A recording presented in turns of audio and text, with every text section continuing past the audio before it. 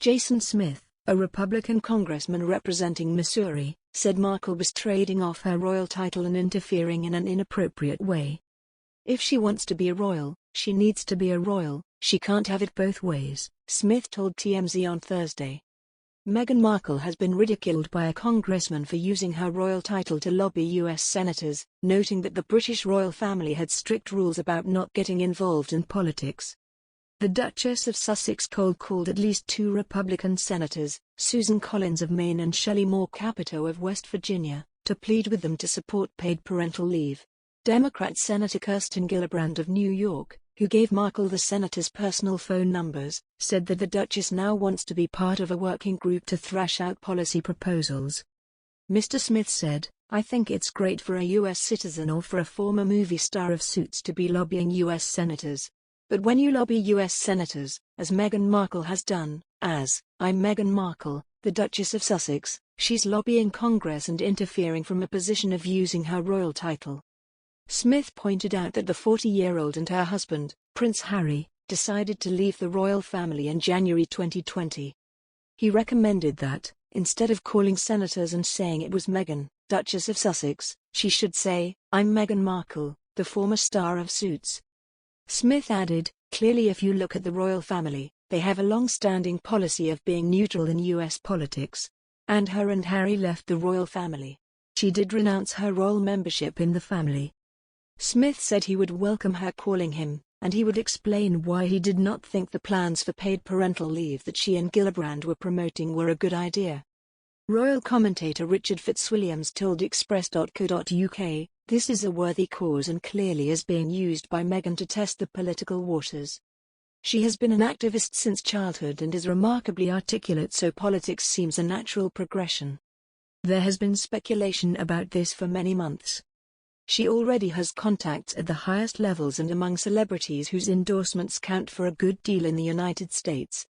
However, she is a would-be philanthropist who has fallen out, however understandably, with all of her family save for her mother, and there is a deep rift between the Sussexes and the royal family." The destructive interview on Oprah was a huge success at the time in America, but parts of it may come back to haunt her. The numerous inaccuracies and the destructive aspects of it could be extremely useful for any political opponents. So we wait to see how long it will be before she is on a campaign trail cold-calling voters. I assume they do phone canvassing in US and cold calling.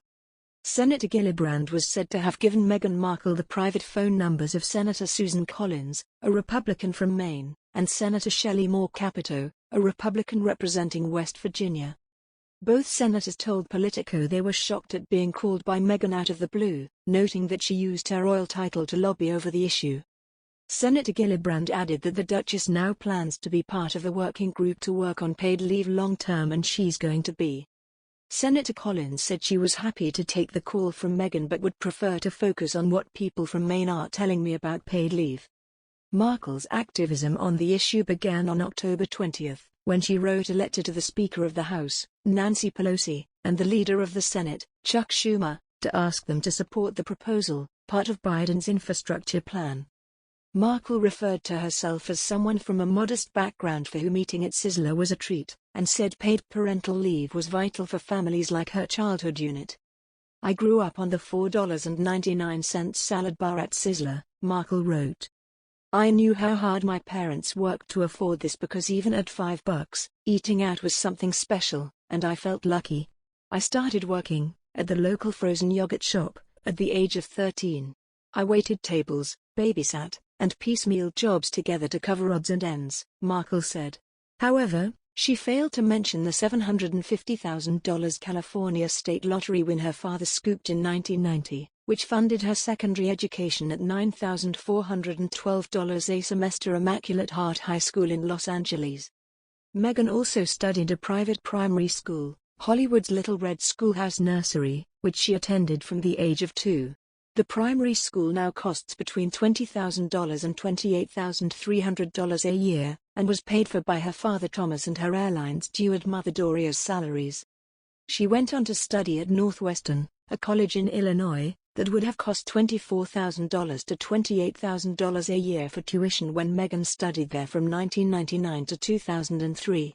But the Duchess described working from the age of 13, doing several jobs to cover odds and ends, and said saving money was a luxury in her family in her letter. "I worked all my life and saved when and where I could, but even that was a luxury, because usually it was about making ends meet and having enough to pay my rent and put gas in my car. I expect many of your constituents have their own version of that story," she continued.